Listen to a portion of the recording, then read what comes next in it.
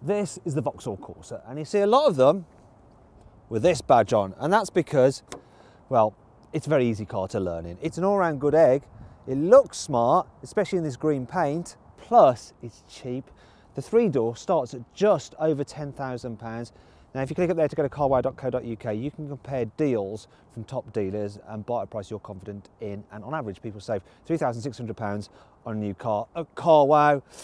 Thing is, you don't want the entry-level Corsa because it doesn't come with air conditioning. Who wants a car in 2016 that doesn't have aircon? So what you're going to have to do is spend an extra 1,500 quid to upgrade to the design model because it does have that all-important aircon. You also then get this 7-inch infotainment screen. It's called IntelliLink. The reason it's called IntelliLink is, well, it's nothing to do with the fact that it is easy to use and navigate.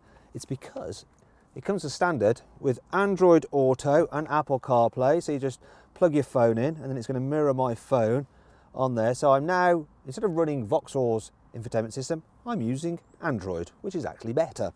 And I have Google Maps and full sat-nav without having to pay extra. That is brilliant. And on the whole, the design of the Corsa is pretty nice as well. It's quite a smart looking car. You've got soft touch materials here on the top of the dash. You've got nice shiny bits of trim. Yeah, okay, so up here, and most of the rest of the plastics are quite hard, but this is a supermini. You can't expect it to be like a luxury car. And storage is all right as well. You've got huge door bins, there we go. That brings us on to practicality. So let's check out the back seats. This is obviously the 3-door, but thankfully these doors open nice and wide. I can slide this chair forward. Let me get this one out your way actually so you can see what's going on. There we go. I'll pull this back and it goes back to my original position. And for a small car, the Corsa is actually quite large. It sounds like an oxymoron, but it is a big small car. So knee room's all right. Even in this 3-door with a sloping roofline, if I'm sitting up straight, I've got enough headroom. The 5-door has actually even more headroom than this.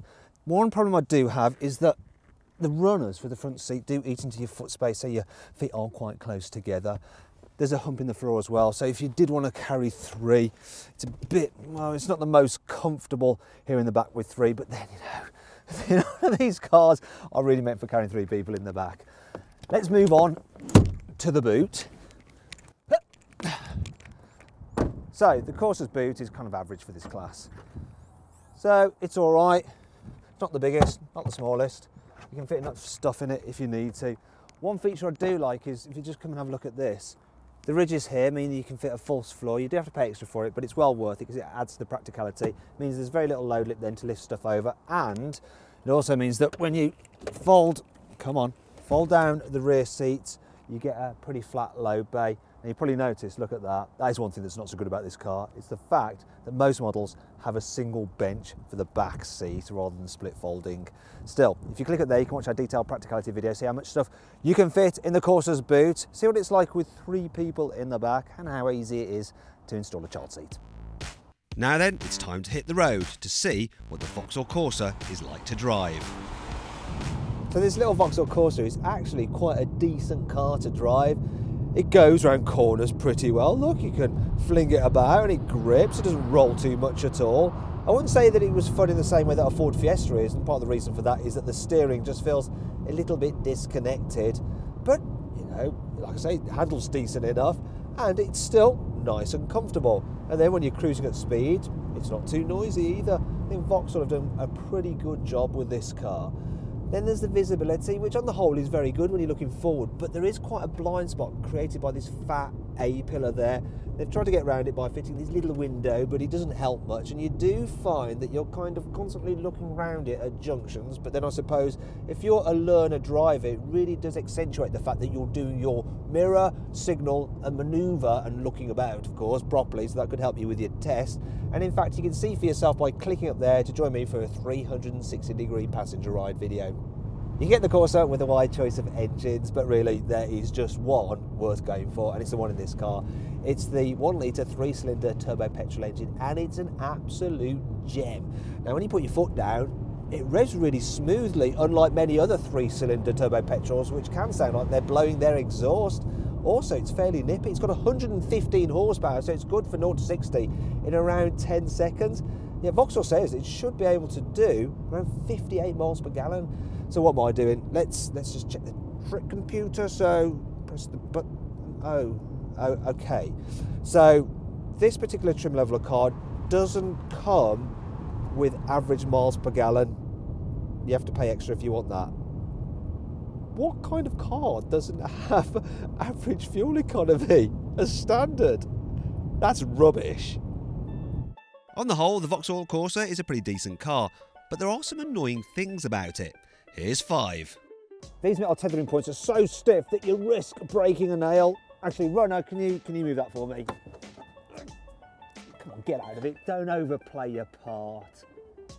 The seat tends to snag on the seat belts when you try to fold it down. You don't get a little rest for your clutch foot like you do in the Corsa's rivals. Because General Motors couldn't be bothered to move the fuse box across with the steering wheel for Vauxhall models, the glove box on right-hand drive cars is only suitable for gloves really, because it's so small. There are so many different trim levels for the Corsa that you can get absolutely confused when you're trying to select which is the exact right model for you. Look, it just goes on forever.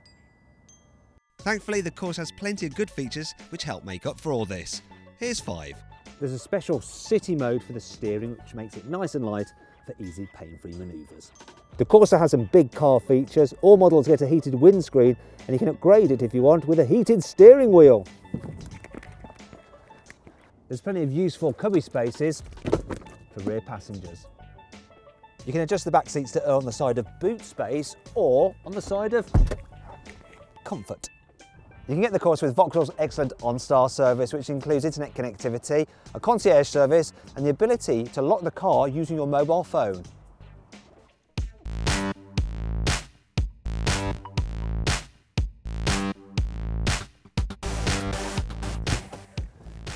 Now, if you click up there to go to carwow.co.uk, you can get more information and save an average of £1,830 on a Corsa at Carwow.